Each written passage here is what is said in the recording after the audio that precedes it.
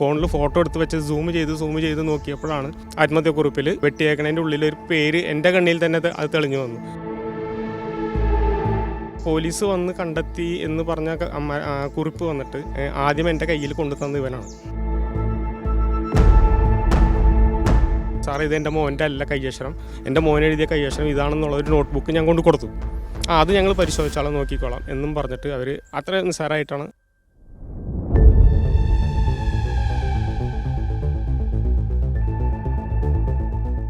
Jackson, എനിക്കറിയാം വിഷമം, അതിലെന്തോ ഉണ്ട്, അത് സത്യമുണ്ടെന്നുള്ളത് എനിക്ക് തോന്നുന്നുണ്ട്.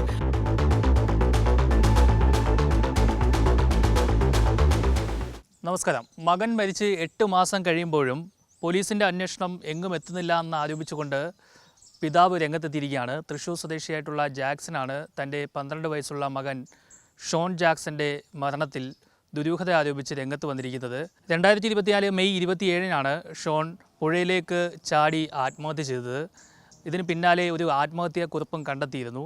എന്നാൽ ഇതിലെ കയ്യക്ഷരം ബന്ധുവിൻ്റേതാണ് എന്ന് ആരോപിച്ചുകൊണ്ടാണ് ഇപ്പോൾ ജാക്സൺ പോലീസിൽ പരാതി നൽകിയത്. എന്നാൽ കൊടുങ്ങല്ലൂർ പോലീസ് ഈ പരാതിയിൽ കഴമ്പില്ല എന്ന് കാട്ടിക്കൊണ്ട് ക്ലോസ് ചെയ്തിരുന്നു. എന്നാൽ ഇപ്പോൾ ഹൈക്കോടതിയെ വീണ്ടും സമീപിച്ചിരിക്കുകയാണ്, അന്വേഷണം പുനരാരംഭിച്ചിരിക്കുകയാണ്.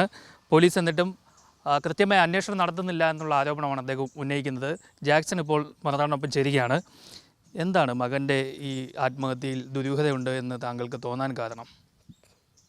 അത് 2 ആഴ്ച കഴിഞ്ഞപ്പോൾ എന്നെ തന്നെ ഞാൻ ചോദ്യം ചെയ്യുമായിരുന്നു. എന്തുകൊണ്ട് മോനെ ഇങ്ങനെ ചെയ്തു? നിനക്ക് ഞാൻ ഒരു കുറവും വെച്ചിട്ടുണ്ടായില്ല, അത്രയും സന്തോഷത്തിലായിരുന്നല്ല എല്ലാ കാര്യങ്ങളും ചെയ്തിരുന്നത്. പിന്നെ എന്തുകൊണ്ടാണെന്ന് ഞാൻ ഈ ഫോണിൽ ഫോട്ടോ എടുത്ത് വെച്ച് സൂം ചെയ്ത് നോക്കിയപ്പോഴാണ് വെട്ടിയതിൻ്റെ ഉള്ളിൽ ഒരു പേര് ഒളിഞ്ഞു കിടക്കണത് എൻ്റെ ശ്രദ്ധയിൽപ്പെട്ടത്. ആത്മഹത്യക്കുറിപ്പിൽ വെട്ടിയേക്കണതിൻ്റെ ഉള്ളിൽ ഒരു പേര് എൻ്റെ കണ്ണിൽ തന്നെ അത് തെളിഞ്ഞു വന്നു. പക്ഷേ ഇത് ഞാൻ കാണുന്നതിന് മുമ്പ് തന്നെ മറ്റുള്ളവരത് കണ്ടു, പോലീസുകാരും കണ്ടു, എന്നോട് ചോദിക്കുകയും ചെയ്തു. പക്ഷേ എനിക്കിത് കണ്ടിട്ടാണ് ചോദിച്ചതെന്നുള്ളത് എനിക്ക് മനസ്സിലായില്ല. പക്ഷേ എനിക്കത് കാണാൻ സാധിച്ചു. അത് കഴിഞ്ഞപ്പോഴാണ് ആ കയ്യക്ഷരം വീണ്ടും സൂം ചെയ്ത് നോക്കിയപ്പോൾ ഇംഗ്ലീഷിൽ എഴുതിയേക്കണ കയ്യക്ഷരം മോൻ്റെ അല്ല എന്നുള്ളത് മനസ്സിലായി. അപ്പോൾ തന്നെ ഞാൻ അവൻ എഴുതിയ വല്ല പുസ്തകങ്ങളുണ്ടോ എന്ന് വീട്ടിൽ തപ്പിയെടുത്തപ്പോൾ ആ ബുക്ക് എനിക്ക് ഒരെണ്ണം കിട്ടി. ഒരു ബുക്കേ ഉണ്ടായിരുന്നുള്ളൂ, കാരണം അവൻ പഠിക്കുന്നത് കോട്ടയത്തായതുകൊണ്ട് എല്ലാ റെക്കോർഡ്സും അവിടെയാണ്. ഒരു ഹോംവർക്ക് എഴുതാൻ വേണ്ടിയിട്ട് ഒരു നോട്ട് കൊടുത്തയച്ചിട്ടുണ്ട്. ആ നോട്ട് എനിക്ക് കിട്ടിയായിരുന്നു. അത് വെച്ച് മാച്ച് ചെയ്ത് നോക്കിയപ്പോൾ ഇതിൽ ഉള്ള ഒരു അക്ഷരവും അതിനകത്ത് മാച്ച് ആവുന്നുണ്ടായിരുന്നില്ല. അപ്പോൾ തന്നെ ഒരു കണക്കിന് നേരം വിളിപ്പിച്ച് പോലീസ് സ്റ്റേഷനിൽ കൊണ്ടുപോയി ഇതെല്ലാം ഹാൻഡ് ഓവർ ചെയ്തു. അതായത് ഈ ആത്മഹത്യാക്കുറിപ്പ് എഴുതിയത് മകനാണ്, അതിനകത്തൊരു പേര് എഴുതിയിട്ടുണ്ടായിരുന്നു. അത് പിന്നീട് ഈ ബന്ധു തിരുത്തിയതാണെന്നാണോ താങ്കൾ പറയുന്നത്? അതെ, അത് അവൻ്റെ ശ്രദ്ധയിൽ പെട്ടിട്ട് അത് അവൻ പേര് വെട്ടിയിട്ടുണ്ടാവും. അപ്പോൾ ഇത് നേരത്തെ പ്രിപ്പയർ ചെയ്ത് വെച്ചതാണെന്നാണ് എൻ്റെ ഒരു കണക്കൂട്ടൽ. മകനല്ല, മകനെ കൊണ്ട് എഴുതിച്ചിട്ട്, അപ്പോൾ മകൻ എഴുതിയതിൽ അവൻ കണ്ടു, ആ പേര് എഴുതിയേക്കണ കണ്ടിട്ട് അവൻ വെട്ടിത്തിരുത്തിയിട്ട് അടിയിൽ ഇവൻ കൂട്ടിച്ചേർത്തു, my soul will punish these people എന്നും പറഞ്ഞിട്ട് ഇംഗ്ലീഷിൽ എഴുതിയിട്ടുണ്ടായിരുന്നു. ആ കയ്യക്ഷരം അവൻ്റെ അല്ല, അത് നല്ല മെച്യൂർഡ് ആളുടെ കയ്യക്ഷരമാണെന്നുള്ളത് എനിക്കപ്പോൾ ബോധ്യം വന്നു ഈ 2 ആഴ്ച കഴിഞ്ഞിട്ട്. അപ്പോൾ അത് അടിസ്ഥാനത്താണ് ഞാൻ പിറ്റേ ദിവസം കൊണ്ട്, സാറേ ഇത് എൻ്റെ മോൻ്റെ അല്ല കയ്യക്ഷരം, എൻ്റെ മോൻ എഴുതിയ കയ്യക്ഷരം ഇതാണെന്നുള്ള ഒരു നോട്ട്ബുക്ക് ഞാൻ കൊണ്ട് കൊടുത്തു. അത് ഞങ്ങൾ പരിശോധിച്ചാലും നോക്കിക്കോളാം എന്നും പറഞ്ഞിട്ട് അവർ അത്ര നിസ്സാരമായിട്ടാണ് അവർ പറഞ്ഞത്. അതായത് ആ മലയാളത്തിൽ എഴുതിയ അക്ഷരം മകൻ്റേതാണ്. അപ്പോൾ ഇത് മകന് എന്ത് വിഷമം ഉണ്ടായിട്ട് അത് എഴുതി വെച്ചതാണോ എന്തോന്നുള്ളത് എനിക്ക് അറിയില്ലായിരുന്നു. അപ്പോൾ മലയാളം ഈ പറഞ്ഞ വ്യക്തിക്ക് അറിയില്ല, എൻ്റെ മോന് മാത്രം മലയാളം അറിയുള്ളൂ. അപ്പോൾ ഇംഗ്ലീഷും എൻ്റെ മോനറിയാം, പക്ഷേ ആ ഹാൻഡ് റൈറ്റിംഗ് മോൻ്റെ അല്ല എന്നുള്ളത് മനസ്സിലായി. അപ്പോൾ ഇത് നേരത്തെ പ്രിപ്പയർ ചെയ്ത് വെച്ചിട്ട് തന്നതാണത്. പക്ഷേ പോലീസ് വന്ന് കണ്ടെത്തി എന്ന് പറഞ്ഞ കുറിപ്പ് വന്നിട്ട് ആദ്യം എൻ്റെ കയ്യിൽ കൊണ്ടുതന്ന ഇവനാണ്. ഈ ബന്ധുവായ പുള്ളിയാണ് കൊണ്ടു തന്നിട്ട് ഞാൻ പറഞ്ഞു അത് തമാശയായിരിക്കുമെന്ന് കരുതിയിട്ട് ഞാൻ കൊച്ചിനെ കാണാനില്ല, അപ്പോൾ ഇത് തമാശയായിരിക്കും, നീ അവിടെ കൊണ്ടുവന്ന് വെക്കുമെന്ന് പറഞ്ഞു. അതായത് കുഞ്ഞിനെ കാണാനില്ല എന്ന് അറിഞ്ഞപ്പോൾ തന്നെ ഈ കുറിപ്പ് താങ്കളുടെ കയ്യിൽ ഇയാൾ കൊണ്ടു തന്നു? ഇപ്പോഴല്ല, അത് പോലീസൊക്കെ വരുന്നതിന് മുമ്പായിട്ട്, നേരം വെളുത്ത് പോലീസ് വീട്ടിലേക്ക് അന്വേഷണത്തിന് വരുന്നതിന് മുമ്പായിട്ടാണ് എനിക്ക് എന്തോ എഴുതി വെച്ചിരിക്കണമെന്ന് പറഞ്ഞിട്ട് എൻ്റെ അടുത്ത് കൊണ്ട് തന്നത്.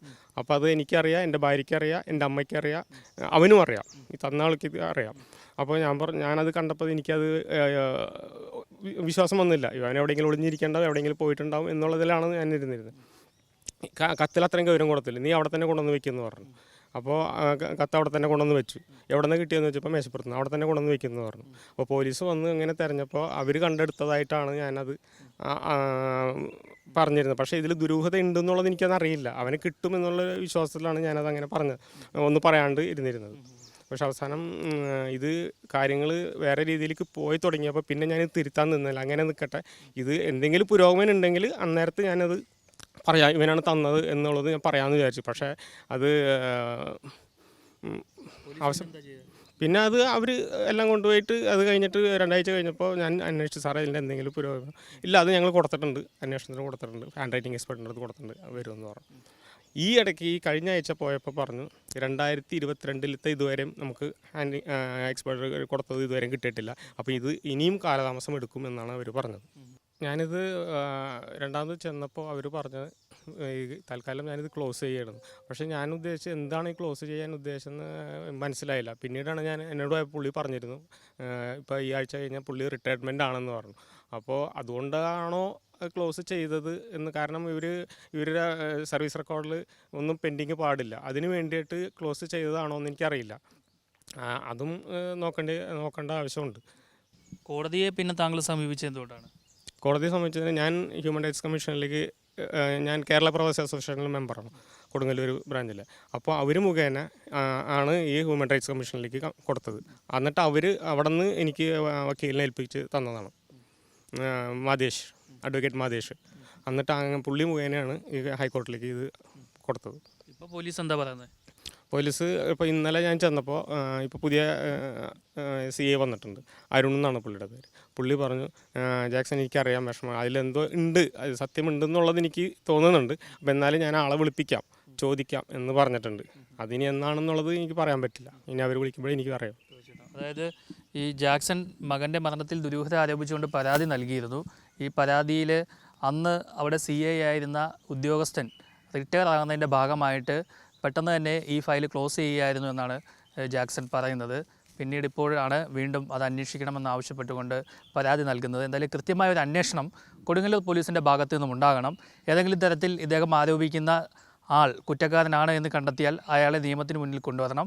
എന്തായാലും ഈ ഹാൻഡ് റൈറ്റിംഗ് എക്സ്പെർട്ടിൻ്റെ പരിശോധന എത്രയും വേഗം നടത്തുവാനുള്ള ഒരു സംവിധാനം പോലീസ് നടത്തണം. എങ്കിൽ മാത്രമേ ഇത് കൃത്യമായിട്ട് ജാക്സൺ പറയുന്ന കാര്യത്തിൽ എന്തെങ്കിലും കഴമ്പുണ്ടോ എന്ന് മനസ്സിലാക്കാൻ കഴിയുള്ളൂ.